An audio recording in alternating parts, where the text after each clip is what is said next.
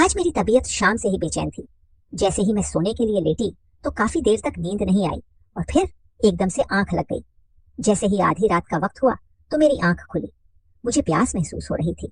मैं अपने कमरे से बाहर निकली तो सामने ही सहन में अपनी सांस को चलते हुए देखा। मैं हैरान थी। न जाने मेरी सासू माँ के साथ क्या मसला था कि वह इस तरह आधी रात को सहन में चलती रहती है। मैंने एक दो बार अपने पति विक्रम से भी पूछा, विक्रम क्या बात है, माँ जी ऐसे क्यों चलती रहती है, आखिर उन्हें क्या परेशानी है। तो मेरी बात सुनकर विक्रम मुस्कुरा देता और यही कहता कि तुम अम्मा के बारे में परेशान मत हो, वह ऐसी ही है, उनके ऊपर बुढ़ापा आ गया है और अब उन्हें नींद कम आती है, इसी वजह से वह रात को जागती रहती हैं और सहन में फिरती रहती है। विक्रम मेरी बात को हंसकर टाल देता, लेकिन मैं अजीब तरह के एहसास का शिकार हो जाती। न जाने क्यों मुझे कभी कभी अपनी सांस बहुत ज्यादा पुरस्कार लगती। हालांकि वह अंधी थी, उन्हें दिखाई नहीं देता था, लेकिन फिर भी रात के वक्त जब वह सहन में चलती तो मुझे बहुत अजीब लगता। आज तो मैंने उनसे पूछा भी नहीं कि उनकी तबीयत ठीक भी है या नहीं, क्योंकि आज मेरा अपना मूड खराब था। आज मेरी अपने शौहर विक्रम से शाम को लड़ाई हो गई थी। हम दोनों के बीच काफी झगड़ा हुआ था, जिसकी वजह से मैं काफी देर तक रोती रही थी। मेरी शादी को अभी सिर्फ 15 माह हुए हैं। मैं और विक्रम एक दूसरे के साथ खुश हैं। विक्रम का अपना एक स्टोर है जहां पर वह शुभ सवेरे ही काम पर चला जाता है, जबकि मैं घर के काम करती और तैयार होकर विक्रम का इंतजार करती। यह शादी मेरी खाला ने करवाई थी, क्योंकि मेरे माँ बाप तो मेरे बचपन में ही मर गए थे और मैं अपनी खाला के पास रहती थी। इसीलिए खाला ने विक्रम के री को फौरन कबूल कर लिया और उसके बारे में कोई भी खबर नहीं की। वह तो मेरी किस्मत अच्छी थी कि विक्रम काफी अच्छा और सुलझा हुआ शौहर साबित हुआ। वह मुझसे मोहब्बत करता था और मैं भी उसकी मोहब्बत में खो गई। लेकिन शादी के 6 महीने के बाद ही जब मुझे इस बात का अंदाजा हुआ कि विक्रम की मोहब्बत तो पानी का बुलबुला है, क्योंकि आज घर की पूरी सफाई के दौरान जब मैंने विक्रम की शादी की तस्वीरें देखी तो मेरे पैरों के नीचे से जमीन सरक गई और मैं जैसे एकदम परेशान हो गई। मुझे अपनी आंखों पर यकीन नहीं आ रहा था कि वह तस्वीरें विक्रम की शादी की हैं। विक्रम उनमें दूल्हा बना बहुत खूबसूरत लग रहा था और बहुत खुश भी, जबकि उसके साथ एक बहुत खूबसूरत लड़की थी। उसके चेहरे से भी खुशी जाहिर हो रही थी। मैं हैरत से उन तस्वीरों को देख रही थी, क्योंकि मुझे विक्रम की शादी के बारे में नहीं पता था। मैं नहीं जानती थी कि विक्रम पहले से शादीशुदा था।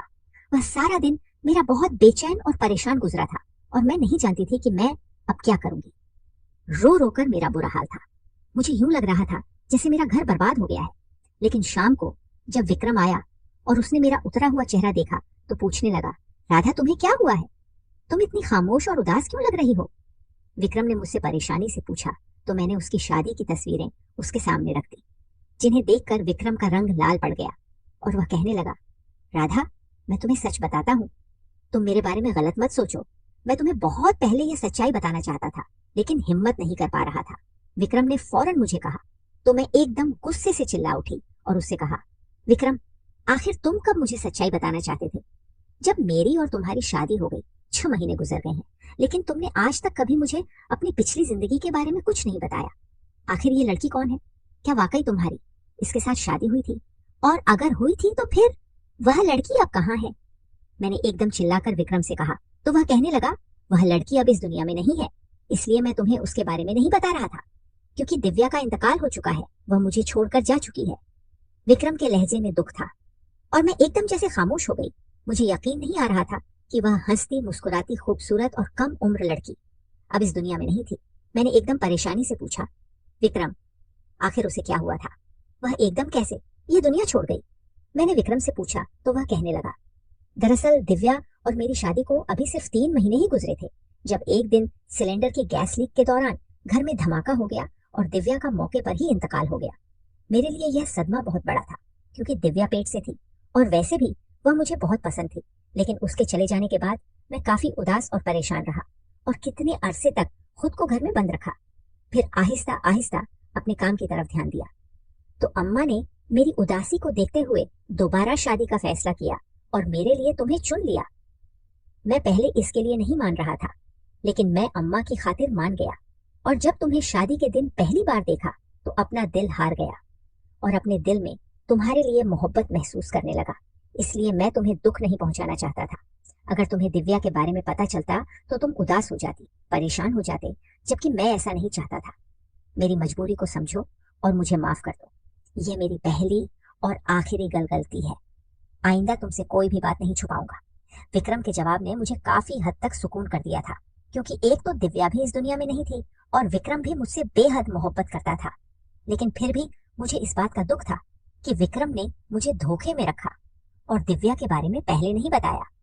हालांकि वह बात शाम को खत्म हो गई थी, लेकिन फिर भी मेरे दिल में विक्रम की तरफ से दुख था और मैं इसी बात पर उदास थी कि मेरा शौहर पहले से शादीशुदा था और उसके दिल में अपनी बीवी के लिए मोहब्बत थी। इसी परेशानी में मैंने खाना भी नहीं बनाया था। विक्रम खाना बाहर से ले आया था, क्योंकि मेरी सास कोई काम नहीं कर सकती थी। वह अंधी थी, उन्हें दिखाई नहीं देता था, इसलिए मैं उनसे कोई काम नहीं करवाती थी और ना ही वह करती थी। इस वक्त भी जब मैं विक्रम से लड़ झगड़ कर कमरे से बाहर आई तो मेरी सास बाहर ही खड़ी थी। मुझे देखकर एक तरफ को चल पड़ी। मुझे अजीब सा एहसास हुआ। मैं नहीं जानती थी कि मेरी सास अंधी कैसे हुई, लेकिन इस बात का मुझे अफसोस होता था कि माँ जी को नजर नहीं आता और वह छड़ी पकड़कर और काला चश्मा पहनकर घर में फिरती रहती है।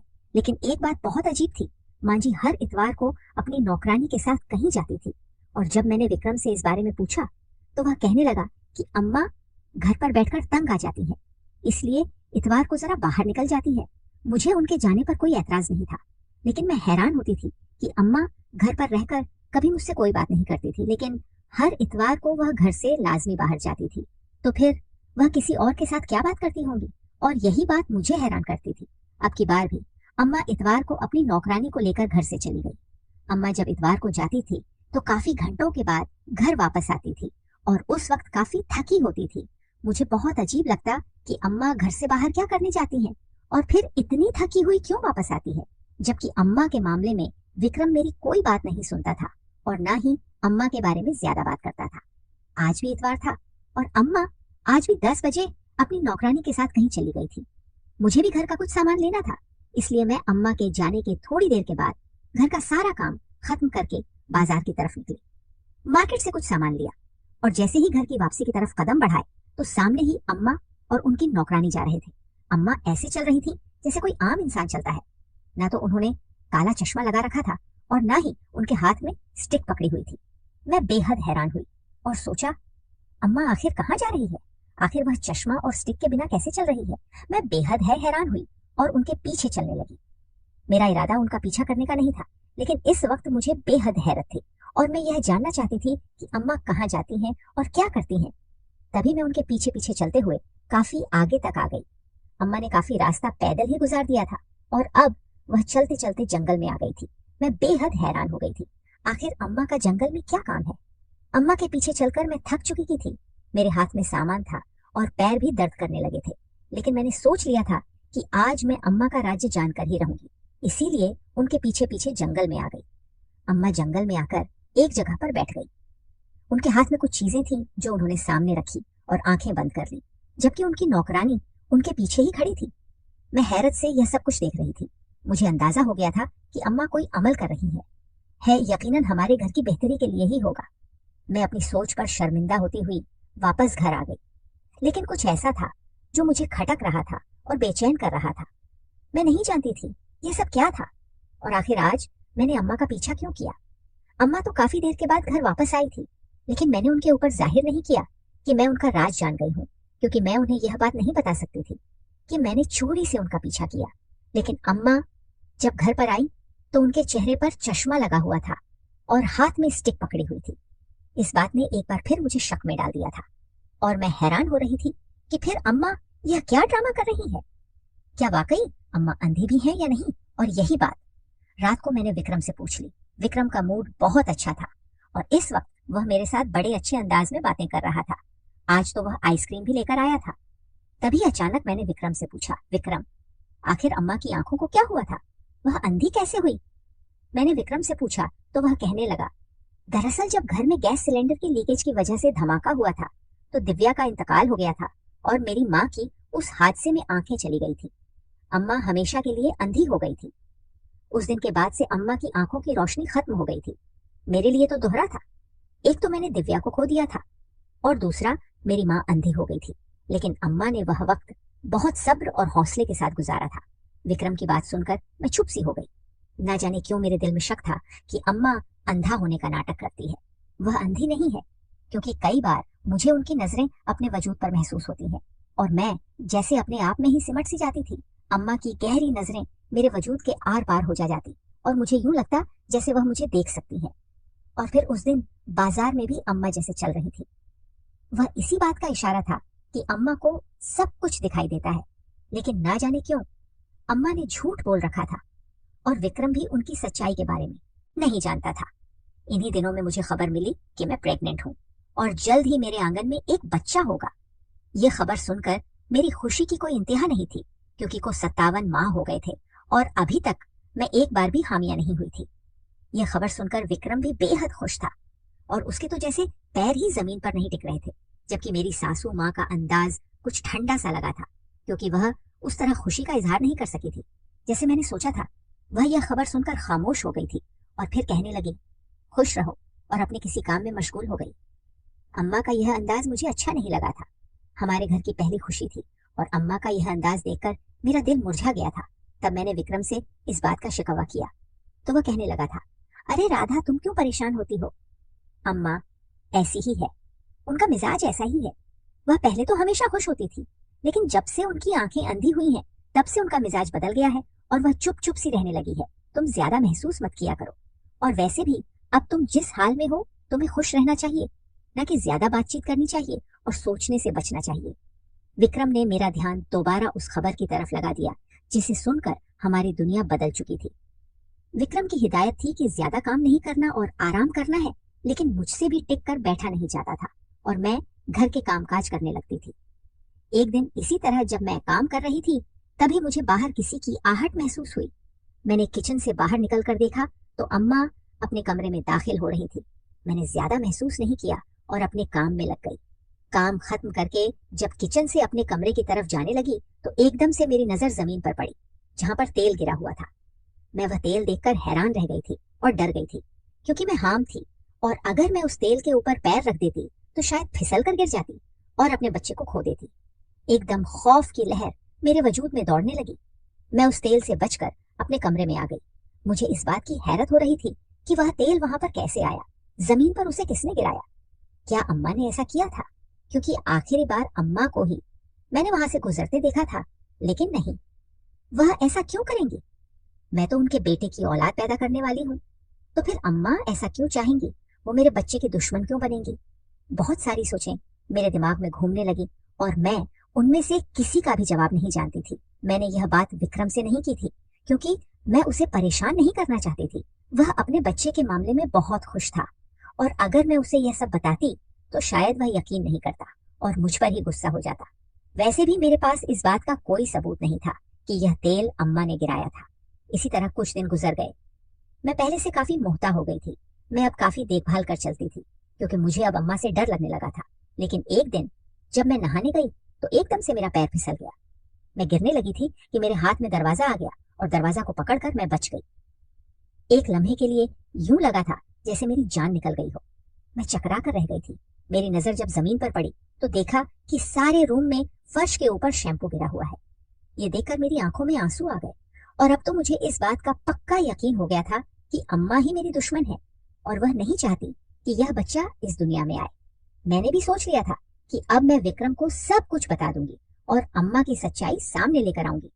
लेकिन विक्रम को बताने की अभी नौबत ही नहीं आई थी कि किचन में जब मैं काम करने के लिए गई तो गैस की स्मेल को महसूस किया। अम्मा की हरकतों की वजह से मैं अब मोहता रहती थी, इसीलिए किचन में दाखिल होते ही मुझे गैस की स्मेल महसूस हो गई और मैंने एक नजर चूल्हे की तरफ देखा तो उसका बर्नर ऑन था और गैस लीक हो रहा था। एक लम्हे के लिए मैं कांप कर रह गई थी। अम्मा ने आज फिर मुझे मारने की कोशिश की। अगर कहीं बेध्यान में मैं आकर चूल्हा जला देती तो मेरा भी वही हाल होता जो दिव्या का हुआ था। मुझे अब अंदाजा हो गया कि दिव्या को भी अम्मा ने ही मारा था, क्योंकि वह भी पेट से थी और शायद अम्मा नहीं चाहती कि विक्रम की औलाद पैदा हो। मैं इतनी डर गई कि खुद को अपने कमरे में बंद कर लिया और विक्रम के आने तक दरवाजा नहीं खोला। विक्रम जब घर आया तो मुझे कमरे में इस तरह बंद देखकर परेशान हो गया और कहने लगा, राधा, क्या हुआ? तुम्हारी तबीयत तो ठीक है, तुम ऐसे क्यों बैठी हो? मेरे चेहरे पर आंसू थे, आंखों में एक समुंदर था। विक्रम की हालत मेरी हालत देखकर गैर होने लगी और तभी मैंने विक्रम को उसकी माँ की सच्चाई के बारे में बता दिया, जिसे सुनकर वह एकदम शॉक में चला गया और कहने लगा, राधा, तुम मेरी बीवी हो, मेरे बच्चे की माँ बनने वाली हो, लेकिन इसका यह मतलब नहीं कि तुम जो कहोगी मैं उस बात का यकीन कर लूंगा। आखिर तुम्हारे पास क्या सबूत है कि मेरी माँ ने तुम्हारी जान लेने की कोशिश की है? और तभी मैंने उसे आज गैस लीकेज के बारे में बताया, और उसके अलावा अम्मा ने जो तेल गिराया था वह सब कुछ विक्रम को बता दिया। यहाँ तक कि मैंने उसे कहा, विक्रम, अम्मा ने ही दिव्या को मारा है और अम्मा अंधी नहीं है, वह सब कुछ देख सकती है। अम्मा अंधा होने का नाटक करती है। अगर तुम्हें यकीन नहीं है तो नौकरानी को बुलाकर पूछ लो।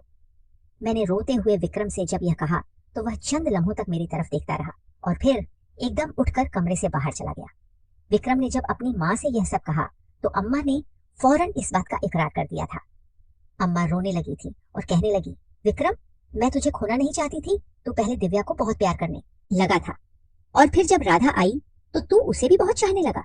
मुझे यूं लगा कि जब तेरा बच्चा इस दुनिया में आएगा तो तू मुझे बिल्कुल भूल जाएगा।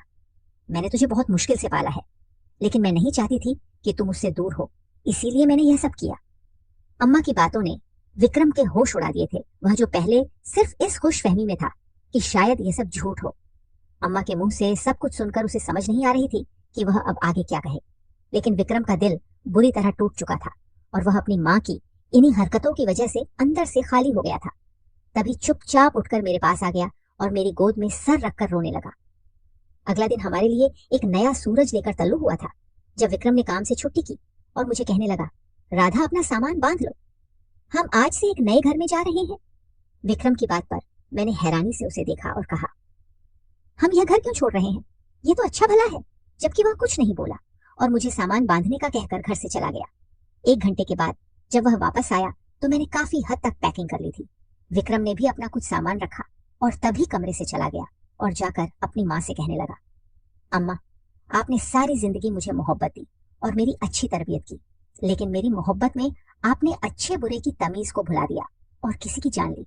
मेरी बीवी और बच्चे को जान से मार दिया और अब राधा और उसके बच्चे की भी दुश्मन बनी हुई है। मैं अब यहाँ पर नहीं रह सकता, क्योंकि आपको हमेशा यही डर था कि कहीं मैं आपको छोड़कर ना चला जाऊं, और अब आपका यह डर आपकी हरकतों की वजह से सच होने जा रहा है। मैं राधा को लेकर कहाँ से जा रहा हूँ, क्योंकि मुझे अपने बच्चे की परवाह है और उसकी जान की हिफाजत करना मेरी जिम्मेदारी है। आप अब इस घर में अकेली रहे और अपनी गलती और गुनाह पर तौबा करें। यह कहते हुए विक्रम ने कदम बाहर की तरफ बढ़ाए, जबकि अम्मा रोते हुए उसे रोकने लगी, लेकिन विक्रम ने साफ मना कर दिया और कहा, अब से आपकी यही सजा है कि आप मेरी शक्ल को भी तरस जाएंगी।